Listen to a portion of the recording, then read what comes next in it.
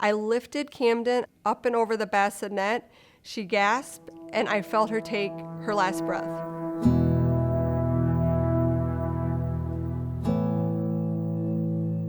Camdyn was born a completely healthy baby. When she was 21 days old, I was holding her, she stopped breathing. My brother-in-law stayed at our house the night before. He is an EMT with the National Guard. I screamed. He came running up the stairs, took Camdyn out of my arms, and immediately started CPR. She was ambulanced to our local hospital, where they did everything in their power to try to save her. She went 57 minutes without oxygen. At that point, they prepared Camdyn to get into the helicopter for a transport.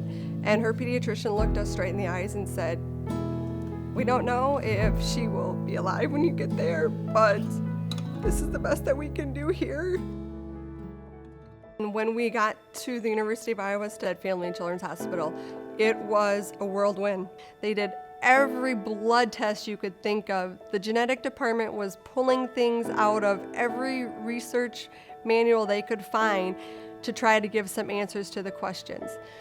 The doctor actually sat down with us and said, we need to have a very serious conversation. He told us that there wasn't any brain activity going on at that point. Their mindset is, we're gonna give you worst case scenario, so if anything better happens, you're prepared for the worst. And we were so very thankful for that, because in my mind, I knew Camdyn was gonna wake up.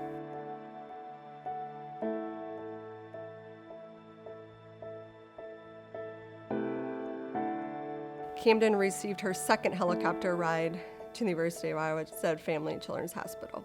Once we got to the hospital this time, she finally was given a diagnosis of supraventricular tachycardia, which in short form stands for SVT.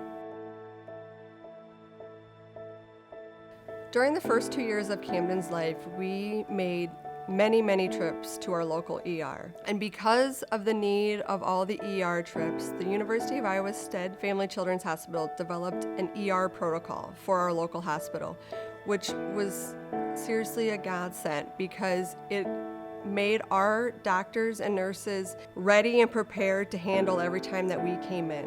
Basically, that protocol was a sheet of paper that they had at the hospital, and I always had one on hand as well. And what it said is, anytime Camdyn came to the ER, she was a priority case. What every other child her age takes for granted in regards to walking or talking, Camdyn has to work twice as hard. Because she went so long without oxygen to her brain, she has severe spasticity in her legs. Camdyn does an immense amount of therapy on a weekly basis.